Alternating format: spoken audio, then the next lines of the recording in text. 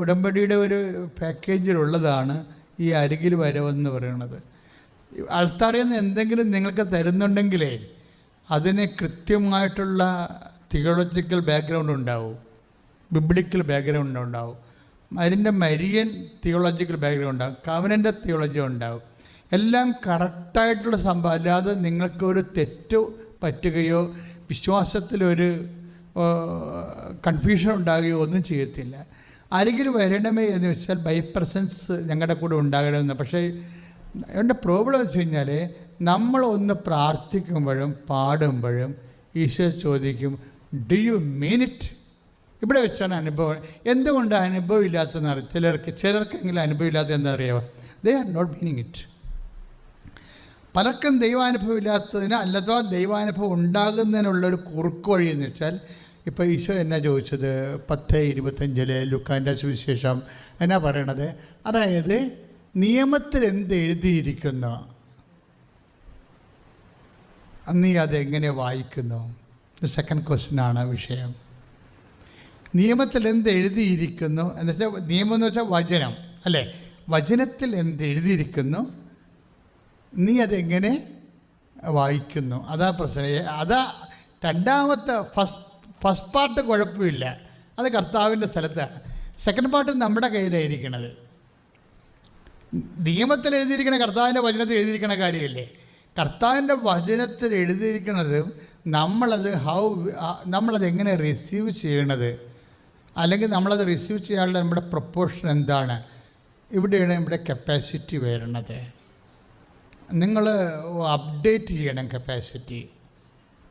കാര്യം എപ്പോഴും നിങ്ങൾ ഓരോ ദിവസത്തെ കവനൻ്റ് കഴിയുമ്പോഴും പ്രെയർ കഴിയുമ്പോഴും നിങ്ങളുടെ നിലവാരത്തെക്കുറിച്ചൊരു ഇൻട്രോസ്പെക്ഷൻ, ഒരു ആന്തരിക വിചാരം ഉണ്ടാകണം. എന്താണ് എൻ്റെ കപ്പാസിറ്റി കൂടിയോ? ഇതിൻ്റെ 2 പോളാണ്. 2 പോളെന്ന് വെച്ച് കഴിഞ്ഞാൽ 2 പാർട്ടുണ്ട് ഇതിന്. ഒന്ന് ദൈവത്തിൻ്റെ പാർട്ടാണ്. ദൈവത്തിൻ്റെ പാട്ടിന് കുറ്റമൊന്നും ഉണ്ടാകത്തില്ല. പക്ഷേ സെക്കൻഡ് പാർട്ട് നമ്മളെ ബാധിക്കുന്നതാണ്. നമ്മളെ ബാധിക്കണം, നമ്മളത് മെയിൻറ്റെയിൻ ചെയ്യണം. പിടിയിട്ടില്ല, നമ്മളെ ബാധിക്കുന്ന വിഷയമാണ്. ഇപ്പോൾ നിങ്ങൾ പറയാൻ ടാപ്പ് തുറന്നിട്ട് വെള്ളം വരണില്ല, വെള്ളം തരുന്നത്. അപ്പം നിങ്ങൾ ഉടനെ വാട്ടർ അതോറിറ്റി വിളിച്ച് പറയും. അപ്പോൾ പറയും, ഇവിടെ പ്രശ്നമൊന്നുമില്ലല്ലോ, ഞങ്ങൾ വെള്ളം വിട്ടല്ലോ, നിങ്ങൾ കിട്ടാത്ത നിങ്ങളുടെ ടാപ്പ് വല്ല പ്രശ്നം ഉണ്ടാകുന്ന നോക്കാൻ പറയും. അതാണ് പ്രോബ്ലം. 2 പാർട്ടുണ്ട്. വെള്ളം വിട്ടിട്ട് കാര്യമില്ല, നിങ്ങൾക്ക് കിട്ടണ്ടേ. അത് നമ്മളെ ബാധിക്കുന്ന വിഷയമാണ്. അതാണ് ഈശോ ചോദിക്കുന്നത്. നിയമത്തിൽ വചനത്തിൽ എന്താണ് എഴുതിയിരിക്കുന്നത്, നീ അത് എങ്ങനെയാണ് വായിച്ച് കുളവാക്കിയിരിക്കണമെന്നാണ് ചോദിക്കണത്. എന്താ സംഭവം? അത് നിൻ്റെ കാര്യമാണ്. അത് നമ്മൾ അവിടെ മെയിൻ്റെനൻസ് എപ്പോഴും ആവശ്യമുള്ള ഭാഷ. അതായത് ദൈവാനുഭവത്തിലേക്ക് മുന്നോട്ട് പോകണമെങ്കിൽ നിങ്ങളുടെ പാർട്ടിൽ മെയിൻ്റെനൻസ് എപ്പോഴും വേണം. ചിലപ്പോൾ വിശ്വസ്തതയുടെ കാര്യത്തിൽ ചിലപ്പോൾ വീണുപോയി കാണും, അത് മെയിൻറ്റെയിൻ ചെയ്യണം. ഉപ്പെന്ന് പറഞ്ഞാൽ എന്താ, ഞാൻ പറഞ്ഞില്ലേ, ഉപ്പൊരു പ്രിസർവേറ്റീവാണ്. അത് എവർലാസ്റ്റിംഗ് കവനൻ്റ് എന്നാണ് എൻ്റെ അർത്ഥം. കാര്യം ഉടമ്പടി നീ ചെയ്താൽ, ഉടമ്പടി by nature it is everlasting. ഇപ്പോൾ 32 ഐസയ 32:40 എന്താ പറയുന്നത്? ഞാൻ നിന്നോട് ചെയ്ത ഉടമ്പടി നിത്യമാണെന്ന്. അല്ല, ടെമ്പററി ഉടമ്പടി ഇല്ല നമുക്ക്. നമ്മളൊരു 90 ദിവസം എടുക്കുന്നതിൻ്റെ കാര്യം, ഉടമ്പടിയുടെ ഒരു ഫസ്റ്റ് പാർട്ട് അവസാനിക്കുന്ന 90 ദിവസമാണ്. ഒബേദ് ഹെറോദിൻ്റെ വീട്ടിലും 90 ദിവസം ഉടമ്പടി വാഗ്ദാന പേടകം ഇരുന്ന് അനുഗ്രഹിച്ചത്. അതുകൊണ്ട് നമ്മൾ 90 ദിവസം മനുഷ്യന് ചെയ്യാൻ പറ്റുന്നതാണത്. പിന്നെ പുതുക്കണത് അവനവരുടെ സൗകര്യവും സമയമൊക്കെ ഉണ്ടെങ്കിൽ പുതുക്കിയാൽ മതി. പിന്നെ പുതുക്കുമ്പോൾ പിന്നെ രണ്ടാമത് ആ 90 ദിവസത്തേക്കാണ് നമ്മൾ പുതുക്കണത്. ചിലപ്പോൾ ഇടയ്ക്ക് ഗ്യാപ്പ് വീണ് പോകും. ഇടയ്ക്ക് ചിലപ്പോൾ ഗ്യാപ്പ് വീണ് ഇപ്പം വീട്ടിൽ ചിലപ്പോൾ ആൾക്കാരുണ്ടാകത്തില്ല. ഉള്ള ആൾക്കാർ പുറത്ത് പോയി ജോലിക്ക് പോയി കാണും, നീ മാത്രമേ ഉള്ളൂ, നിനക്ക് അവിടെ നിന്ന് വീട്ടിൽ നിന്ന് ഇറങ്ങാൻ പറ്റത്തില്ല, പ്രായമായ അമ്മ വീട്ടിൽ കിടക്കുന്നു. അങ്ങനെയൊക്കെ വരുമ്പോൾ അവർക്ക് പ്രഷറിനൊക്കെ ഉള്ളതാണ്, മരുന്ന് സമയത്ത് കൊടുക്കണം, അപ്പോൾ നിനക്ക് വരാൻ പറ്റത്തില്ല. ആരെങ്കിലും ഒരാൾ വന്നിട്ട് വേണം നിനക്ക് വരാൻ. അങ്ങനെ കണ്ട ഓരോരുത്തർ സിറ്റുവേഷൻസ് എല്ലാം ഡിഫറൻസ് ആയിരിക്കും. അപ്പം അങ്ങനെ വരുമ്പോൾ എന്താ ചെയ്യണമെന്ന് വെച്ച് കഴിഞ്ഞാൽ ആ 90 ദിവസത്തേക്ക് പുതുക്കിയിട്ട് ആ 90 ദിവസം കൃത്യമായിട്ട് ചെയ്യാൻ നോക്കണം. അതിൽ അവിശ്വസ്തത വരുത്തരുത്.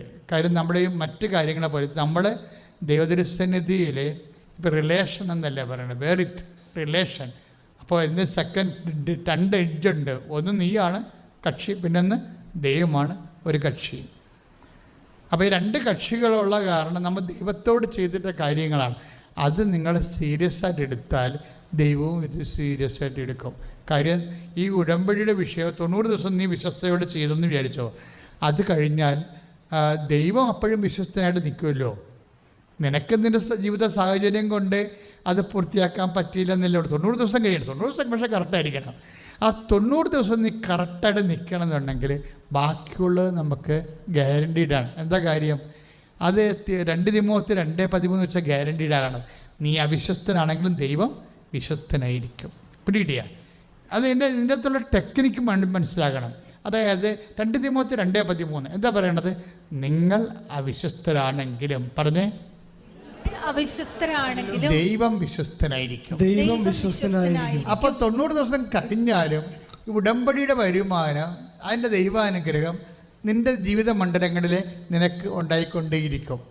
അതുകൊണ്ടാണ് ഞങ്ങൾ ഉടമ്പടി കാശ് രൂപം, അതാണല്ലേ നമുക്ക് പ്രമാണമായിട്ട് പട്ടയമായിട്ട് കയ്യിലുള്ളത്. അത് ഞങ്ങൾ ഒരു 5 പൈസ പോലും മേടിക്കാതെ പുതുക്കി തരും. ദാറ്റ് മീൻസ് അത് നിങ്ങളുടെ കൂടെ ഉണ്ടാകണം എന്നുള്ളതാണ്. ഈ പ്രസൻസ് ഫീൽ ചെയ്യാനുള്ള ഒരു ഉപാധി പഴയ നിയമത്തിൽ ഇതുപോലെയുള്ള ഫലകങ്ങളാണ്. പഴയ നിയമത്തിൽ ദൈവത്തിൻ്റെ പ്രസൻസ് ഫീൽ ചെയ്യാൻ വേണ്ടി ദൈവം പറഞ്ഞിരിക്കുന്നത് എന്താണെന്ന് വെച്ചാൽ, നീ എവിടെ പോയാലും ഞാൻ നിൻ്റെ കൂടെ ഉണ്ടാകും. പക്ഷെ ഉണ്ടാകുന്ന അവരെന്താ ചെയ്തിരിക്കണത്? അതിനവർ വരാ ഫീലിങ് ദൈവം വാഗ്ദാനം ചെയ്യുമല്ല. ദൈവത്തിൻ്റെ വാഗ്ദാനം ദൈവം മാറത്തില്ല എൻ്റെ അടുത്തുനിന്ന്. അത് 33:14 നീ പോകുന്ന ഇടത്തെല്ലാം ഞാൻ നിൻ്റെ കൂടെ ഉണ്ടാകും. എബ്രഹാത്തിനോടും പറയാം. പ്രസൻസ് അതാണ്. പ്രസൻസ് എപ്പോഴും ദൈവം ഉടമ്പടി ഭാഗമായിട്ട് വാഗ്ദാനം ചെയ്തിട്ടുള്ളതാണ് പ്രസൻസ്. അത് ആശുപത്രിയിലായാലും എംബസിയിലായാലും കോർട്ടിലായാലും എവിടെയായാലും അതാണ് സഞ്ചാരി മാതാവെന്ന് ആൾക്കാർ സാക്ഷ്യം പറയണത്. അത് ഉടമ്പടിയുടെ ഭാഗമായിട്ടുള്ളതാണ്. പക്ഷേ ഈ പ്രസൻസ് ഫീൽ ചെയ്യാൻ പണ്ട് ഉപയോഗിച്ചിരുന്നത് ജ്ഞാപകമാണ്. എന്ന് വെച്ച് കഴിഞ്ഞാൽ ഒരു ചെമ്പ് ചുരുളാണത്. ചെമ്പ് ചുരുളെ എഴുതി വെക്കുക, ക്ഷമ പ്രയർ എഴുതി വെക്കും. Hear Israel, the Lord your God is one Lord, you shall love your God with all your heart എന്നും പറഞ്ഞുകൊണ്ട് ഒരു പ്രയറുണ്ട്. എന്താണ്? ഇസ്രായേലെ ശ്രവിക്കുക, നിൻ ദൈവമായ കർത്താവ് ഏക ദൈവമാണ്. ദൈവത്തെ പൂർണ്ണ ഹൃദയത്തോടും പൂർണ്ണ ആത്മാവോടും കൂടി സ്നേഹിക്കുക എന്നുള്ള എഴുതി ചെമ്പുതകടെ എഴുതി വെച്ചിട്ട് നെറ്റിയിൽ കെട്ടിവെച്ചുകൊണ്ട് നടക്കും പ്രസൻസ് ഫീൽ ചെയ്യാൻ വേണ്ടി. അതെന്നിട്ട് ഇതിമേ തൊട്ടിട്ട് ഇവർ ഈ പ്രാർത്ഥന ഇങ്ങനെ ആവർത്തിച്ചുകൊണ്ടിരിക്കും. ആ പ്രസൻസ്, കാര്യം ദൈവത്തിൻ്റെ വാഗ്ദാനം ദൈവം ഓൾറെഡി കൊടുത്തിരിക്കുന്നതാണ്. അതിൽ അവിശ്വസ്ത ഉണ്ടാകത്തില്ല. പിന്നെ നമ്മൾക്ക് അതിനോട് വിശ്വസ്ത തോന്നാൻ വേണ്ടിയാണ് ഈ ഫലകം നെറ്റിയിൽ കെട്ടിവെച്ചുകൊണ്ട് നടക്കുന്നത്. അതിന് പകരമാണ് ഞങ്ങൾ മരിയൻ ഉടമ്പടി നിങ്ങൾക്ക് പ്രത്യേകിച്ചുള്ള വലിയ കാശുരൂപം തരണത്. അതുകൊണ്ടാണ് അത് പോയി കഴിഞ്ഞാൽ ഉടനെ ഞങ്ങൾ റീഫണ്ട് ചെയ്യും. ഉടനെ തരും, ഉടനെ തിരിച്ചു തരും.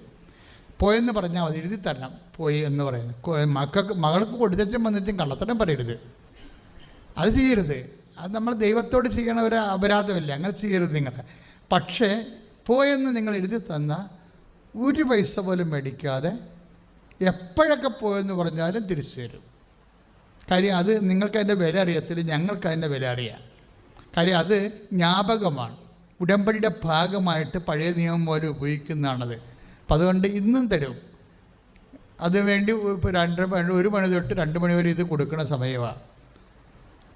പക്ഷേ ഡാമേജ് ഉള്ളത് തന്നാൽ ഡാമേജ് ആയിപ്പോയി. ശരിക്കും ഈ അതിങ്ങനെ ഡാമേജ് ആയിട്ടുള്ള സാധനം ഉപയോഗിക്കരുത്.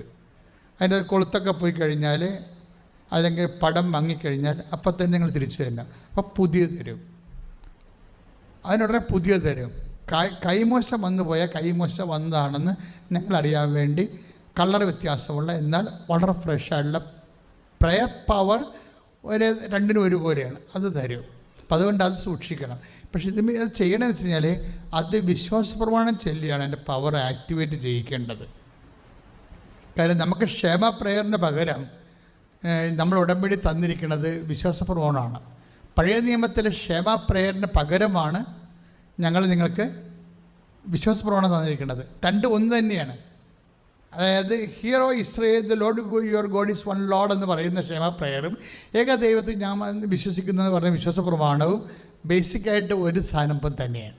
അപ്പം അതുകൊണ്ടാണ് ഇത് എവിടെയാണ് ഇപ്പോൾ ഈശോ ഒരു സാന്നിധ്യം നിനക്കില്ല, ഇപ്പോൾ ചിലർ ഇപ്പോൾ ഒരു കോടതി ചെന്ന് നിൻ്റെ കേസ് തോക്കുമെന്ന് വാദം കേൾക്കുമ്പോൾ നിങ്ങൾക്ക് തോക്കുമെന്ന് അറിയണമെങ്കിൽ ആ വാദത്തിനെ പോലും നമുക്ക് ദൈവത്തിനെ കൊണ്ട് അമ്മ എല്ലായിടത്തും സാന്നിധ്യം നൽകണമല്ലേ. ഞാനിത് പറയണേക്കെ തിയറി മാത്രമല്ല, സാക്ഷ്യങ്ങളെല്ലാം ഇതിൻ്റെ പ്രാക്ടിക്കലായിട്ടുള്ള കാര്യങ്ങളാണ്. സാക്ഷ്യങ്ങൾ കേൾക്കുമ്പോൾ നമുക്ക് മനസ്സിലാവും. എല്ലാ കാര്യങ്ങൾക്കും നമ്മൾ അതനുസരിച്ചാണ് ആക്ടിവേറ്റ് ചെയ്യണത്. നമ്മൾക്ക് ആ വിശ്വസ്തത ഉണ്ടെങ്കിൽ ദൈവം പിന്നെ അതിനോട് ഏത് അറ്റം വരെയും ദൈവം നിൻ്റെ കൂടെ നിൽക്കും. വിശ്വസ്തത ഒരു പ്രോബ്ലമാണ്. എല്ലാവരും വിചാരിച്ചിരിക്കുന്നത് വിശ്വാസം മതിയല്ല എന്നാണ്. പക്ഷെ സാധാരണ പ്രാർത്ഥനയ്ക്ക് വിശ്വാസം മതി. പക്ഷേ ഉടമ്പടി എന്ന് പറയുന്ന സംവിധാനത്തിന് വിശ്വസ്തതയാണ് വേണ്ടത്. അപ്പം നീ ദൈവത്തോട് എടുത്തിരിക്കുന്ന ഉടമ്പടിയില്ലേ, ഉടമ്പടി നീ പറഞ്ഞിരിക്കുന്ന കാര്യങ്ങൾ, നിൻ്റെ വിശുദ്ധിയുടെ കാര്യങ്ങളും നിൻ്റെ പ്രാർത്ഥന, നിൻ്റെ സുവിശേഷ പ്രഘോഷണം, അതുപോലെ തന്നെ നിൻ്റെ സുവിശേഷ പ്രചാരണം, ഇതൊക്കെ സ്നേഹത്തോടെയും സന്തോഷത്തോടെയൊക്കെ പതുക്കെ ചെയ്ത് നീ എപ്പോഴും ഇങ്ങനെ പച്ചയായിട്ട് നിൽക്കണം. അങ്ങനെയാണെങ്കിൽ നമുക്ക് ധൈര്യമാണ് ഭയങ്കര. എന്താ കാര്യം? നമ്മൾ ചെയ്യേണ്ട പുറപ്പാട് 14:14 ഉടമ്പടിയുടെ ഒരു വാഗ്ദാനമുള്ളതാണ്. എന്താണ്? കർത്താവ് നിങ്ങൾക്ക് വേണ്ടി യുദ്ധം ചെയ്യും, നിങ്ങൾ മൗനമായിരുന്നാൽ മതി. നിങ്ങൾ ടെൻഷൻ അടിക്കേണ്ട കാര്യം എന്നാണ് പറയണത്. മനസ്സിലായില്ലേ? ടെൻഷൻ അടിക്കേണ്ടെന്ന് ബൈബിൾ പറയുന്നൊരു ഭാഗപദമാണ്. പുറപ്പാട് 14:14 എന്താ പറയണത്? ഏറ്റു പറഞ്ഞേ, കർത്താവ് നിങ്ങൾക്ക് വേണ്ടി യുദ്ധം ചെയ്യും, നിങ്ങൾ മൗനമായി ഇരുന്നാലും മതി. അപ്പോൾ 1 കോടിയുടെയൊക്കെ ജപ്തി നടപടി വന്നെന്ന് എന്നോട് പറഞ്ഞു കഴിഞ്ഞാൽ ഞാൻ പറയാം, അച്ഛാ ഇനി അധികം കാര്യങ്ങൾ ഓവറായിട്ട് നിങ്ങൾ അവിടെ പോയി ഇവിടെ തിരക്ക് പരവേശം കൊണ്ട് നടക്കണ്ട, മര്യാദക്ക് കൂൾ ഡൗൺ ആകുക. എന്താ കാര്യം? നിങ്ങൾക്ക് ചെയ്യാൻ പറ്റാത്ത കാര്യം ചെയ്യാൻ പറ്റത്തില്ലല്ലോ. മനസ്സിലായില്ലേ? നിങ്ങൾക്ക് ചെയ്യാൻ പറ്റാത്ത കാര്യങ്ങൾ ഇപ്പം നിങ്ങൾ ഇവിടെ അച്ഛാ ഒന്നും പറയണ്ട അച്ഛാ, വിസ ഇപ്പം 2013 സ്റ്റാറ്റസ് ഇട്ടാണ്. ഞങ്ങൾ നെറ്റടിച്ച് നോക്കിയിട്ട് ഒരു മൂവ്മെൻറ്റും ഇല്ല. അതങ്ങനെ തന്നെ നിൽക്കണം, സ്റ്റാറ്റസ് അങ്ങനെ തന്നെ നിൽക്കണം എന്ന് പറയും. അപ്പോൾ നമ്മൾ ഇനി അതിൻ്റെ അകത്ത് നീ ഉൾക്കൊണ്ട പറയണ്ട. എന്താ കാര്യം? ഇനി നമുക്കവിടെ ചെയ്യാൻ, നമുക്ക് അമേരിക്ക ചെല്ലാനോ ആ കമ്പനി ചെല്ലാനോ ചോദിക്കാനോ ഒന്നും ചെയ്യാൻ പറ്റത്തില്ല നമുക്ക്. പക്ഷെ ചെയ്യാൻ പറ്റുന്നത് എന്താണ്? കർത്താവിന് അവിടെ ചെല്ലാനും നിൻ്റെ വിസയുടെ ബ്ലോക്ക് ചെയ്തിരിക്കുന്നത് ഇളക്കിയെടുക്കാനും പറ്റും. ഇതാണ് പുറപ്പാട് 14 പറയണത്. പുറപ്പാട് 14 ഒരു ജനത അനുഭവിച്ച വിശ്വാസ സാക്ഷ്യമാണ്. പക്ഷേ നമ്മളെന്താ ചെയ്യണത്? നമ്മൾ ഉടമ്പടി എടുക്കുമ്പോൾ അതേ ദൈവത്തിലെ ഉടമ്പടിയുടെ പ്രശ്നത്തിൻ്റെ ക്ലെയിമല്ലേ. മറ്റു പ്രാർത്ഥനയ്ക്ക് ക്ലെയിം ഇല്ലല്ലോ. എന്ത് പ്രാർത്ഥനയ്ക്ക് എന്ത് ക്ലെയിമുണ്ട് നിങ്ങൾക്ക്? മറ്റു പ്രാർത്ഥനയ്ക്ക് ക്ലെയിം എന്താ ഉള്ളത്? നമുക്ക് ക്ലെയിം ഉണ്ടെന്ന് പറയണത് യേശുക്രിസ്തു. നമ്മളതുകൊണ്ടാണ് യേശുക്രിസ്തുവിൻ്റെ പീഡാനുഭവത്തെ പ്രതി എന്ന് പറയണത്. നമ്മൾ പീഡാനുഭവത്തിൻ്റെ പ്രതിയായിട്ട് ക്ലെയിമാക്കുകയാണ്. പക്ഷേ അത് എന്തിലാണ്? യേശുക്രിസ്തുവിൻ്റെ പീഡാനുഭവത്തിൻ്റെ മെരിറ്റ് നമുക്ക് കിട്ടുന്നത് എങ്ങനെയാണ്? ബൈ ഫെയ്ത്താണ്. പക്ഷെ ബൈ ഫെയ്ത്തിനൊരു പ്രശ്നമുണ്ട്. എന്താ കാര്യം? ബൈ ഫെയ്ത്ത് എന്ന് പറയുന്നത് വിശ്വാസം മൂലമാണ് നമുക്ക് കിട്ടുന്നത്. പക്ഷേ ഈ വിശ്വാസത്തിന് യാക്കോബിൻ്റെ വെളിപാട് വരുമ്പോൾ എബ്രാഹത്തിൻ്റെ നീതീകരണമായിട്ട് വ്യത്യാസം വരും. എബ്രാഹത്തിന് ആദ്യകാലങ്ങളിൽ കൊടുത്ത വെളിപാടിനനുസരിച്ചുകൊണ്ട് ദൈവം അവൻ്റെ വാഗ്ദാനങ്ങൾ വിശ്വസ്തനായിരിക്കും. എബ്രാഹത്തിന് ഫെയ്ത്ത് മാത്രം മതി. പക്ഷേ ഫെയ്ത്ത് മാത്രം മതിയെന്ന് പറയും, വിശ്വാസം മാത്രം മതി. പക്ഷേ അതിൻ്റെ അല്പം കൂടി മുന്നോട്ട് പോകുമ്പോൾ 2ാം ക്ലാസ് കഴിഞ്ഞിട്ട് 3ാം ക്ലാസ് വരത്തില്ലേ? അത് അല്ലെങ്കിൽ നമ്മൾ SSLC കഴിഞ്ഞിട്ട് പിന്നെ +1 കഴിഞ്ഞില്ലേ? അപ്പം മുന്നോട്ട് പുറകോട്ടാണ് നമ്മൾ പഠിക്കണം, അല്ലല്ല മുമ്പോട്ടല്ലേ പോണത്. അപ്പോൾ ദൈവമായിട്ടുള്ള ബന്ധം മുന്നോട്ട് പോകുമ്പോൾ വരാൻ പോണ വിഷയം നിങ്ങളുടെ വിശ്വാസം കൊണ്ട് താങ്ങത്തില്ല വിഷയം. അത് നിങ്ങൾ ടെക്നിക്കായിട്ട് മനസ്സിലാക്കണം. വിശ്വാസം കൊണ്ട് താങ്ങത്തില്ല. എന്താ കാര്യം? പ്രവൃത്തി വേണ്ടി വരും അവിടെ. അത് കാരണം യാക്കോബ് പറയണത് വിശ്വാസം പ്രവൃത്തികളാൽ നീതീകരിക്കപ്പെടുന്നു. ഇപ്പം എബ്രാഹത്തിനെ സംബന്ധിച്ചിടത്തോളം എന്താ 15:6 ഉൽപ്പത്തി 15:6 എന്താ പറയണത്? എബ്രാഹാം തൻ്റെ വിശ്വാസത്താൽ നീതീകരിക്കപ്പെട്ടു. വിശ്വാസത്താൽ നീതീകരിക്കപ്പെട്ടെങ്കിലും ആ വിശ്വാസത്തിൽ പിന്നീട് ഇസഹാക്കിനെ ബലിയർപ്പിക്കാൻ പറഞ്ഞു. അത് പ്രവൃത്തിയാണ്. അപ്പോഴേ എപ്പോഴും നമ്മുടെ വിശ്വാസം നീതീകരിക്കുന്നത് പ്രവൃത്തി കൊണ്ടാണ്. ഇതുകൊണ്ടാണ് പ്രേക്ഷിത പ്രവർത്തനം തന്നിരിക്കുന്നത്. കുറേ പ്രവൃത്തി കൊണ്ടാണ് നിങ്ങൾ നിങ്ങളുടെ വിശ്വസ്തതയെ നീതീകരിക്കേണ്ടത്. എന്താണ്? ഞാൻ രോഗിയായിരുന്നു, നിങ്ങൾ എന്നെ സന്ദർശിച്ചു. അപ്പോൾ രോഗികളെ സന്ദർശിക്കാൻ പോയിരുന്ന കൈപൊക്കിക്ക് ഉടമ്പടി പ്രകാരം രോഗികളെ സന്ദർശിക്കാൻ പോയവർ ഇത്രയേ ഉള്ളൂ. ഇത്രയേ ഉള്ള ആൾക്കാർ. ഇവിടെയാണ് പ്രവർത്തികൾ പരാജയം വന്നിരിക്കുന്നത്. ഇത് നമ്മൾ ശ്രദ്ധിക്കണം. കാര്യം ഉടമ്പടി നമ്മൾ പറഞ്ഞിരിക്കുന്നതാണ്, അവൻ പറഞ്ഞതുപോലെ ചെയ്തോളാവുന്നു. അവൻ പറഞ്ഞതുപോലെ ചെയ്തോളാവുന്ന നമ്മൾ ഉടമ്പടിയിൽ പ്രതിജ്ഞ ചെയ്തിരിക്കുന്നതാണ്. അപ്പോഴേ എന്തിനാണ്? ആകാത്ത സമയം ആക്കിയെടുക്കാൻ വേണ്ടി ചെയ്തിരിക്കുന്ന ദൈവിക നടപടിയാണ്. അത് മാതാവിൻ്റെ ഒരു കണ്ടുപിടുത്തമല്ല, അമ്മയിൽ വസിച്ച പരിശുദ്ധാത്മാവിൻ്റെ കണ്ടുപിടുത്തമാണ്. അമ്മയെ കണ്ടപ്പോഴെന്തുകൊണ്ടാണ് മാലാഖ പറഞ്ഞത്? കരുത്തുമനെ എന്താ പറഞ്ഞത്? Hail Mary full of grace. ഇവർ ഫുൾ ഓഫ് ഗ്രേസാണ്. ഫുൾ ഓഫ് ഗ്രേസ് ആയത് കാരണം കൃപ നിറഞ്ഞ ആളാണ്. അതുകൊണ്ടാണ് കൃപ നിറഞ്ഞ അവളെ സ്വസ്തി എന്ന് നമ്മൾ പ്രാർത്ഥിക്കുന്നത്. ആ പ്രാർത്ഥന ആവർത്തിച്ച് പ്രാർത്ഥിച്ചിട്ട് നമുക്ക് ബലം കിട്ടുന്നതിൻ്റെ കാരണം അതാണ്. ഇവരെ കൃപ നിറഞ്ഞതാളാണ്. ഈ കൃപ നിറയുമ്പോൾ സ്വാഭാവികമായിട്ട് എന്താ സംഭവിക്കണത്? ആത്മാവിൽ സംഭവിക്കുന്ന കാര്യങ്ങൾ എന്താണ് ചെയ്യേണ്ടത്, എപ്പോഴാണ് ചെയ്യേണ്ടത്, എല്ലാം ഈ കൃപയിൽ അറിയാൻ പറ്റും. ആത്മാവിൻ്റെ പ്രവർത്തനങ്ങൾ അറിയാൻ പറ്റും. അതുകൊണ്ടാണ് അമ്മ പരിശുദ്ധാത്മാവ് നിറഞ്ഞത് കൊണ്ടാണ് ഇങ്ങനെ അവർക്ക് വീഞ്ഞില്ല എന്ന് പറയുമ്പോഴേ, ഇപ്പം യോഹന്നാൻ 2:3 ഉടമ്പടിയുടെ ബേസ്മെൻറ്റ്. അവർക്ക് വീഞ്ഞില്ല. വീഞ്ഞെന്ന് പറയുമ്പോൾ ഭൗതികമായ വിഷയങ്ങൾ, അത് എന്തും ആയിക്കോട്ടെ, നിങ്ങൾ ഒരേ ഇല്ലായ്മ ആണല്ല, അത് ഒരു പ്രതീകമാണ്. ആരോഗ്യമില്ല, പഠിച്ചിട്ട് മനസ്സാകണില്ല, ചിലർക്ക് പഠിച്ചിട്ട് മനസ്സാകണില്ലല്ലോ. ഇപ്പം വന്നിരിക്കുന്ന ഏറ്റവും വലിയ വിഷയം എന്ന് വെച്ച് കഴിഞ്ഞാൽ, ഇപ്പം ഞാൻ IELTS എല്ലാ ദിവസവും പ്രൊഫഷണൽസിനെ എല്ലാ ദിവസവും പ്രാർത്ഥിക്കും. പ്രൊഫഷണൽസിന് രക്ഷപ്പെടണമെന്ന് എനിക്ക് ഭയങ്കര ആഗ്രഹമാണ്. അതുകൊണ്ട് എത്ര IAS ആയാലും ശരി, എന്തായാലും ശരി, IT ആയാലും ശരി, പ്രൊഫഷണൽസിനെ എപ്പോഴും പ്രാർത്ഥിക്കും. അത് അവരുടെ രേഖ കാണിച്ചാൽ മതി. ഉടമ്പടി എടുത്ത് രേഖ കാണിച്ചാൽ അപ്പം തന്നെ വിളിപ്പിക്കുവരാ. കാര്യം അവർ രക്ഷപ്പെട്ട് കഴിഞ്ഞാൽ എനിക്കറിയാം അവരുടെ ചേട്ടനും അനുജനും ഒക്കെ രക്ഷപ്പെടും. അവരുടെ അനിയത്തിയൊക്കെ രക്ഷപ്പെടും. ഒരാളുടെ കുടുംബത്തിൽ നിന്ന് രക്ഷപ്പെട്ട് കിട്ടിയാൽ ആ കുടുംബത്തിൽ നിന്ന് കുറേ എണ്ണത്തിന് അവർക്ക് ശമ്പളം കിട്ടിക്കഴിഞ്ഞാൽ പിന്നെ അവർ പൊട്ടടിക്കാൻ പോകത്തില്ലല്ലോ. അവർ ആ കുടുംബത്തെ വേദനിച്ച് വളരുന്ന ആൾക്കാരല്ലേ. അപ്പോൾ അങ്ങോട്ടും ഇങ്ങോട്ടും അവരുടെ കുടുംബത്തിൻ്റെ മാതാപിതാക്കളെ കടങ്ങൾ പരിഹരിക്കും. അത് കാരണം എന്നോട് ഈശോ പറഞ്ഞിട്ടുണ്ട്, പ്രൊഫഷണൽസിനെ പ്രാർത്ഥിക്കാൻ പറഞ്ഞിട്ടുണ്ട്. പക്ഷേ പ്രൊഫഷണൽസ് അച്ഛൻ നിങ്ങൾ ബസ് ചെയ്ത് കഴിഞ്ഞാൽ, ഇപ്പം ചിലർ വരും കരഞ്ഞുകൊണ്ടായിരിക്കും വരണവർ. അവർ പറഞ്ഞാൽ അച്ഛാ എനിക്ക് തലയിലൊന്നും ഇരിക്കണില്ല അച്ഛാ എന്ന് പറയും. തലയിലൊന്നും ഇരിക്കണില്ല അച്ഛാ, പക്ഷേ എനിക്കിതല്ലാതെ വേറെ പരീക്ഷയില്ല, പഠിക്കാനും പറ്റത്തില്ലെന്ന് പറയും. ഞാൻ പറയും തലയിലൊന്നും ഇരിക്കണ്ട, കർത്താവ് ഇരുന്നാവോ എന്നിൻ്റെ തലേ. എന്താ കാര്യം? ഇങ്ങനെ കുറേ അനുഭവങ്ങൾ ഞാൻ കണ്ടിട്ടുണ്ട്. കാര്യം അവർ പറയും, അച്ഛാ ഞാനതിന് എഴുതിയില്ലായിരുന്നല്ലോ, ഞാനതിന് എഴുതിയില്ലല്ലോ അത്. പക്ഷേ എഴുതാത്തതിനും അമ്മ സ്കോർ ചെയ്തെന്ന് വരും. ഇത് നമ്മൾ ഒരിക്കലും ദൈവത്തെ അറിഞ്ഞാൽ നമ്മൾ ദൈവത്തിന് വേണ്ടി ചത്തുകളയും. കാര്യം എന്താ പ്രശ്നം വെച്ചാൽ ഉടമ്പടി എപ്പോഴും വർക്ക് ചെയ്യുക. അപ്പം നിങ്ങൾ ഓർക്കും കൈകെട്ടി ഇരുന്നാൽ മതി, ദൈവത്തിനെ വിളിച്ചാൽ മതി. അങ്ങനെയല്ല, നമ്മളെക്കൊണ്ട് കഴിയാവുന്ന നമ്മൾ ചെയ്യും. ബാക്കി എന്ത് ചെയ്യും? ആര് ചെയ്യും? എല്ലാം നമ്മളെക്കൊണ്ട് കഴിയുമെന്ന് നിങ്ങൾക്ക് തോന്നണുണ്ടോ? ഇല്ല. നിങ്ങളുടെ കടങ്ങൾ എല്ലാം. അപ്പം നിങ്ങളിപ്പോൾ ജപ്തി നടപടിയാണെന്ന് പറയുമ്പോൾ ഞാൻ ചോദിക്കും, എന്തെങ്കിലും നിങ്ങൾക്ക് കൊടുക്കാനോ വിൽക്കാനോ ഒക്കെ ഉണ്ടോ? ഒന്നുമില്ലച്ചാന്ന് പറയും. ഒന്നുമില്ലച്ചാ. ഞാൻ പറഞ്ഞു ഒന്നും വേണ്ടെന്ന് പറയും. കാര്യം എന്താ കാര്യം? നമുക്ക് വേണ്ടി ഈ ആൾ നേരത്തെ എല്ലാം കൊടുത്തിരിക്കണതാണ്. അങ്ങനെയാണ് കൃപ കിട്ടിയിരിക്കുന്നത്. നിങ്ങൾക്ക് ഈ ആളിലൊന്ന് ഭംഗിയായിട്ട് വിശ്വസിക്കാൻ കഴിഞ്ഞാൽ മതി.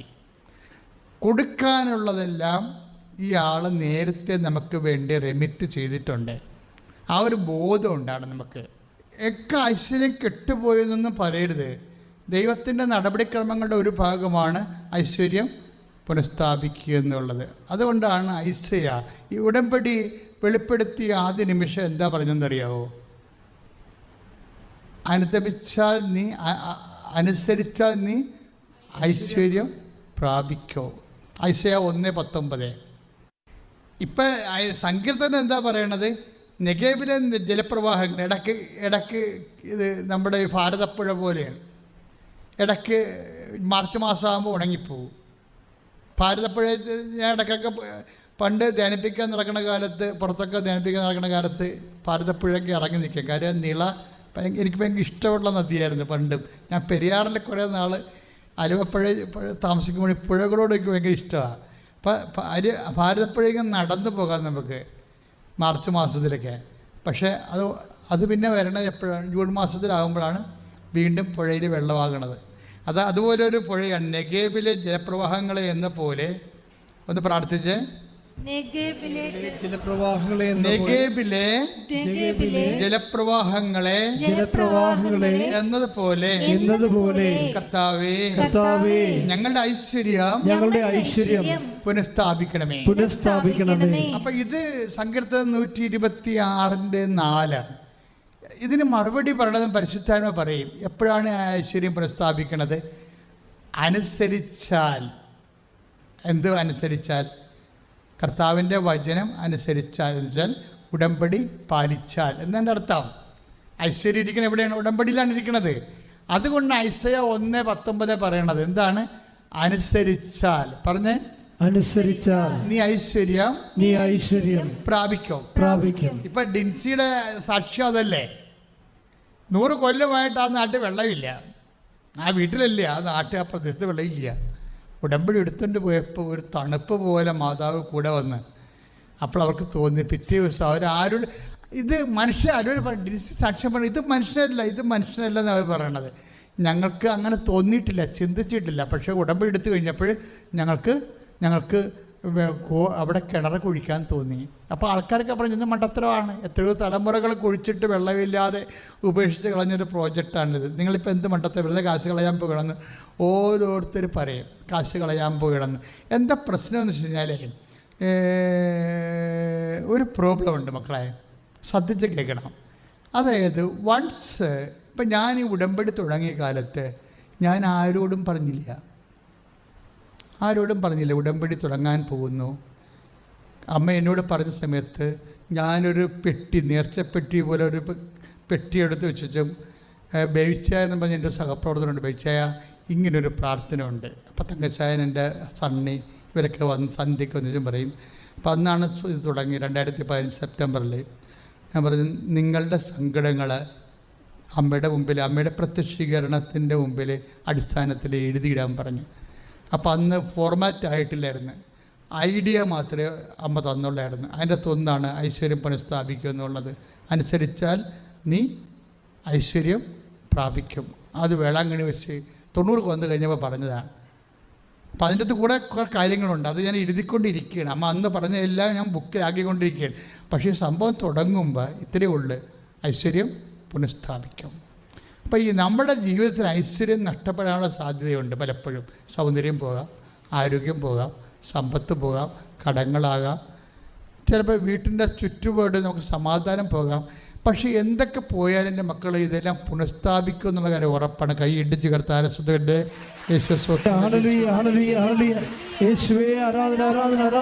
പരിശുദ്ധ പരമദിവ്യകാരുണ്യത്തിന് ആരാധനയും സ്തുതിയും പുകഴ്ചയും ഉണ്ടായിരിക്കട്ടെ. അപ്പൊ ഐശ്വര്യം പുനഃസ്ഥാപിക്കുക എന്നുള്ളത് ദൈവം ആഗ്രഹിക്കുന്നൊരു കാര്യമാണ്.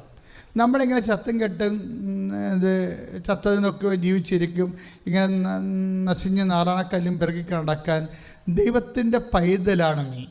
അങ്ങനെ ഇങ്ങനെ നശിച്ചു പോകാൻ ദൈവം ആഗ്രഹിക്കണില്ല. അതുകൊണ്ട് ആ ഐശ്വര്യം പുനഃസ്ഥാപിക്കുമെന്ന് പറയണത്. പക്ഷേ എങ്ങനെ പുനഃസ്ഥാപിക്കുമെന്ന് പറയണത്? അനുസരിച്ച പോലെ. യേശയ്യ 1:19 അനുസരിച്ചാൽ പറഞ്ഞ് എന്ന് വെച്ച് കഴിഞ്ഞാൽ അവൻ്റെ വചനം അനുസരിച്ചുകൊണ്ട് അവൻ പറയണ പോലെ ചെയ്തുകൊണ്ട് കർത്താവിൻ്റെ വചനപ്രകാരം ജീവിച്ചാൽ നിൻ്റെ ഐശ്വര്യം പുനഃസ്ഥാപിക്കും. അതിനുശേഷം നഷ്ടപ്പെട്ടു പോയ എല്ലാ സംഭവവും. ഇപ്പം ഈ കേസ് തന്നെ നമ്മൾ അപ്പോൾ ആദ്യം എടുത്ത കേസ് എടുക്കാമല്ലോ. ഈ കേസിൻ്റെ പ്രത്യേകത ഡിൻസി പറയണത് ഞങ്ങൾ ആൾക്കാരോടൊന്നും ആൾക്കാരൊക്കെ വന്ന് പറഞ്ഞിരുന്നു മണ്ടത്തരാണ് കാണിക്കേണ്ടത്, ഇങ്ങനെ ചെയ്യരുത്, കാശ് പോകാനോ വെറുതെ എന്തിനാ, ആര് പറഞ്ഞു നിങ്ങളോട് ഇപ്പോൾ ഇത് ചെയ്യാൻ, ഇപ്പോൾ വെള്ളം കിട്ടുമെന്ന് നിങ്ങൾക്ക് എങ്ങനെ തോന്നി? അതിനൊന്നും ആർക്കും മറുപടിയില്ല.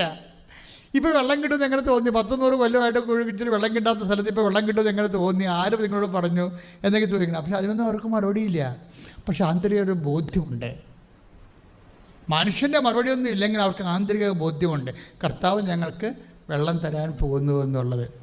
അവർ കുഴിച്ച് വെള്ളമില്ല, പല പരിപാടി.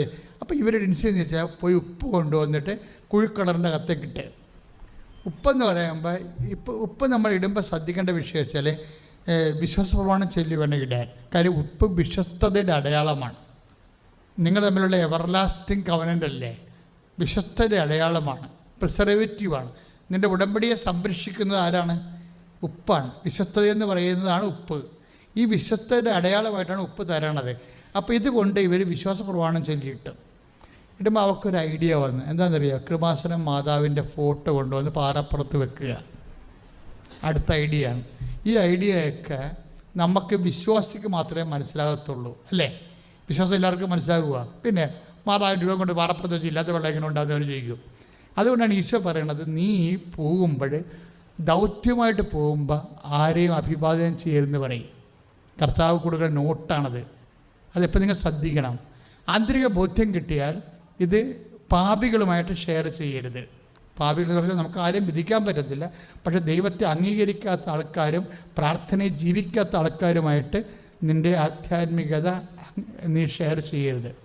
ഞാൻ ഉടമ്പടി എടുത്ത കാലത്ത് ആരോടും പറയത്തില്ല ഞാൻ എന്താ ചെയ്യാൻ പോകണമെന്നൊന്നും പറയത്തില്ല. അമ്മ എനിക്കുന്ന ബോധ്യമാണ്. ഞാൻ പറയും കാത്തിരുന്ന് കാണാം എന്നത് മനസ്സിൽ അത്രേ ഉള്ളൂ. ഇപ്പോൾ 10,000 ഹേ ഗ്രേഡ് സാക്ഷ്യം 10,000 സാക്ഷ്യം 10,000-30,000 ഉണ്ട്. അതല്ല, എ ഗ്രേഡ് എന്ന് പറഞ്ഞത് പക്ക ഉടമ്പടിയുടെ സാക്ഷ്യങ്ങളായിട്ട് മാത്രം. മേജറാണ് എല്ലാം വരണത്. ഉടമ്പടിയുടെ ഒരു ഫീച്ചർ എന്ന് പറയുന്നത് മേജറായിട്ടുള്ള സംഭവങ്ങൾ. മേജർ കഴിഞ്ഞ ദിവസങ്ങളിൽ ഒരു ചേച്ചി ഒരു സാക്ഷ്യം പറഞ്ഞു. അവർ താമരശ്ശേരി ഇടവകയാണ്. താമരശ്ശേരി നമ്മുടെ ഇതിലേ ഉണ്ടത്. അതായത് അവരുടെ സാക്ഷി എനിക്ക് ഭയങ്കര ഇഷ്ടപ്പെട്ടായിരുന്നു. കാര്യം അതൊരു മേജർ സബ്ജക്റ്റാണ്. കാര്യം ഇവരുടെ വിഷയം എന്ന് വെച്ചാൽ അവിടെ ഒരു മറിപ്പുഴ അങ്ങനെ എന്തോ സാധനമുണ്ട്. ആ പുഴയിൽ ഒരു ജലവൈദ്യുത പദ്ധതി ഗവൺമെൻറ് അനൗൺസ് ചെയ്തായിരുന്നു 17 വർഷം മുമ്പ്. എന്നിട്ട് ഈ ഗവൺമെൻറ്റിൻ്റെ ഒരു കുഴപ്പമറിയാമല്ലോ, പദ്ധതി വന്നാൽ അനൗൺസ് ചെയ്ത് പോയി കഴിഞ്ഞാൽ പിന്നെന്താ കുഴപ്പം? അവർ സ്ഥലം എടുക്കത്തുമില്ല, നമുക്കത് വിൽക്കാനും പറ്റത്തില്ല, പിന്നെ അതിന് വിലയും കിട്ടത്തില്ല, അത് ഫ്രീസായി പോകും. അത്രയും സ്ഥലം 27 കുടുംബങ്ങളുടെ സ്ഥലമാണ് മറിപ്പുഴ ഫ്രീസായി പോയിരിക്കുന്നത്. 27 കുടുംബങ്ങൾ. എന്താ ചെയ്തിരിക്കുന്നത് അറിയാമോ? അതും ഒരു ബലമും കൂടാണ്.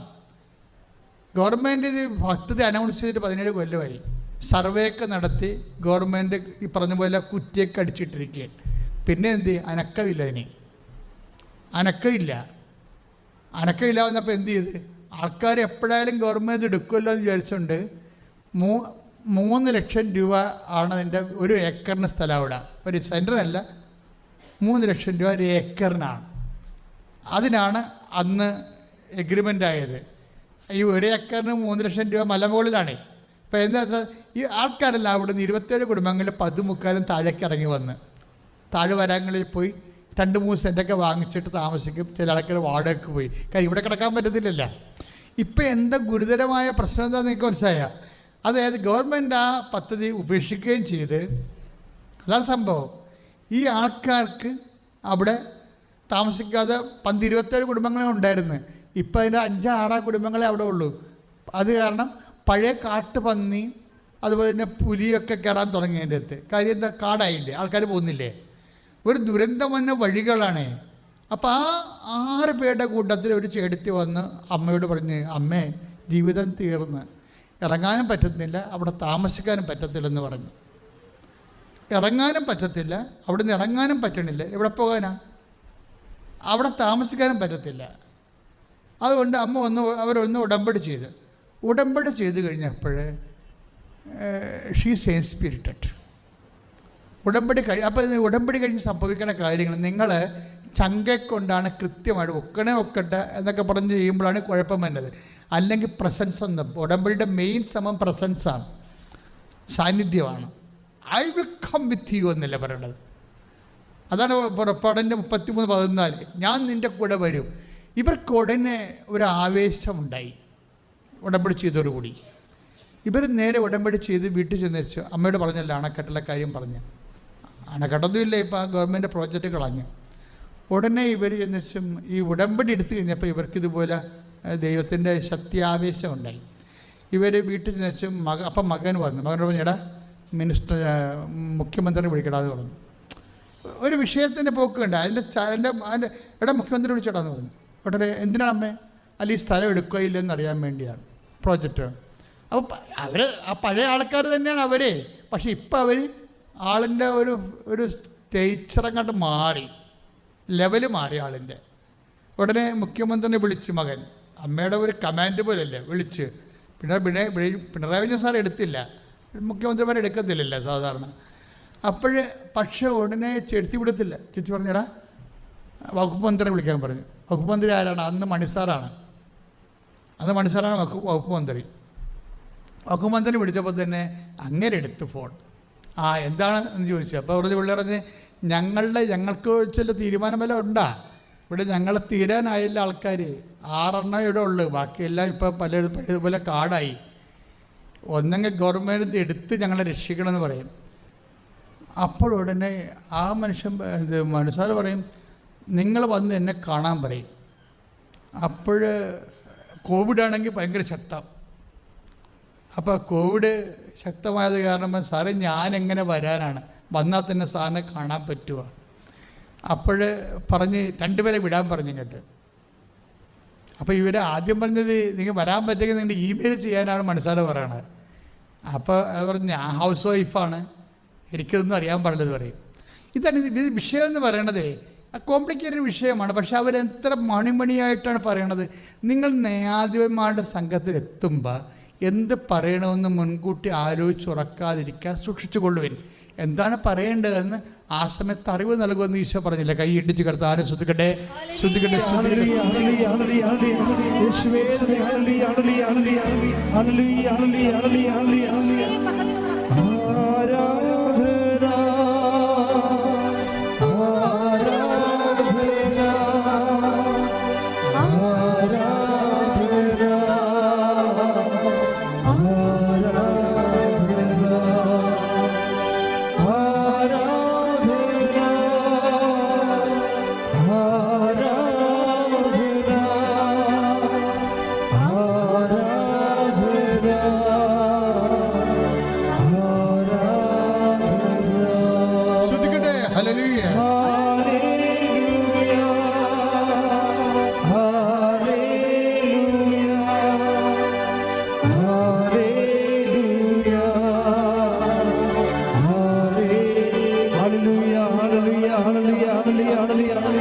എല്ലാവരും ചേർന്ന് ശ്രദ്ധിക്കട്ടെ.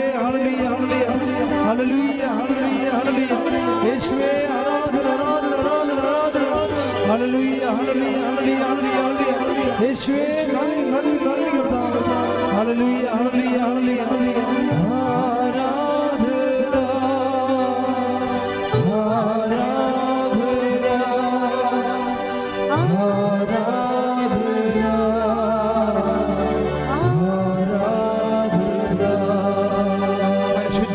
ദിവ്യകാരുണ്യത്തിന് ആരാധനയും സ്തുതിയും പുകഴ്ചയും ഉണ്ടായിരിക്കട്ടെ. അപ്പോൾ 2 പേരെ നാട്ടിൽ നിന്ന് പറഞ്ഞു വിടാൻ പറഞ്ഞ 2 പേരൊക്കെ അതിൻ്റെ പ്രോഗ്രാമിൻ്റെ പഴയ കൺവീനറും വേറെ ആളെയും കൂടി നാട്ടിൽ നിന്ന് പറഞ്ഞു വിട്ട്. അപ്പോഴേ എന്നെ അവിടെ ചെന്ന ഉടനെ മന്ത്രി ഇതിൻ്റെ ആൾക്കാരെ വിളിപ്പിച്ചു. ചെയർമാനാണ്, പ്രോജക്റ്റ് ചെയർമാനെ വിളിപ്പിച്ചു. ഇവരുടെ കാര്യത്തിൽ എന്താ തീരുമാനം എന്ന് ചോദിച്ചു. അപ്പോൾ ഈ പ്രോഗ്രാം ഗവൺമെൻറ് അവോയ്ഡ് ചെയ്താണ്, ഒഴിവാക്കിയതെന്ന്. അപ്പോൾ അവർ പറയും, കരുതി ഫ്രിഡ്ജായി പോയില്ലേ, എന്തുമാത്രം നഷ്ടമാണ്, ജീവനഷ്ടം. അപ്പോൾ ഉടനെ മനസ്സാരി ചെയർമാനോട് പറയും, ഇവർ കോടതി പോയാൽ ഞാൻ ഇവിടെ കൂടെ നിൽക്കുമെന്ന് പറയും. അപ്പോൾ ചെയർമാന് പൊള്ളും, കാര്യം മനസ്സിലാകും. അതോടുകൂടി 72 മണിക്കൂറിനുള്ളിൽ ചാപ്റ്റർ ക്ലോസ് ചെയ്യുകയാണ്. എഴുതി ഒപ്പിട്ട് 1 സെൻറ്റിന് 30 ലക്ഷം, 1 ഏക്കറിന് 3 ലക്ഷം വരുന്നില്ല, അത് 37 ലക്ഷമാക്കി ഉയർത്തി ആ സാധനം എടുത്ത് മാറ്റും. ഇത്രയും സ്പീഡാണിത്. ഇത് ഉടമ്പടിയുടെ ഒരു നേച്ചർ എന്ന് പറയുന്നത്, നമ്മൾ സാധാരണ പ്രാർത്ഥനയും ഉടമ്പടിയും തമ്മിലുള്ളത് 2 ഫീച്ചർ. ഒന്ന് ഇതിൻ്റെ പ്രസൻസാണ്. ബൈ പ്രസൻസ് നമുക്ക് ആ ചേച്ചിക്ക് പ്രസൻസ് ഫീൽ ചെയ്തില്ലേ? അവരെ പണ്ട് ഒരു ഹൗസ് വൈഫാണെന്ന് അവർ പറഞ്ഞത് ശരിയാണ്. അവരെ കൊണ്ടാണ് ഈ പണി ചെയ്തിരിക്കുന്നത്. പക്ഷേ അതിനുശേഷം സംഭവിക്കുന്നത് മേജർ പ്രോജക്റ്റാണ്. ഇതിൻ്റെ ടൈം ഷോട്ട് വരണം, കണ്ടില്ലേ? ടൈം ഷോട്ടാണ് ഉടമ്പടി രണ്ടാമത്തെ ഒരു ഫീച്ചർ. വിതിൻ നോ ടൈം 17 കൊല്ലം ഡാഗ് ചെയ്ത് കിടന്ന സംഭവമാണ് 7 ദിവസത്തിനുള്ളിൽ ചാപ്റ്റർ ക്ലോസ് ആകുന്നത്. ഇത്രയും സ്പീഡാണ്. ഇത് ഒറ്റപ്പെട്ട സംഭവമല്ല, ഇത് തന്നെയാണ് ഉടമ്പടി മുഴുവനും. നിങ്ങൾ സാക്ഷി നോക്കിയാൽ മനസ്സിലാവും.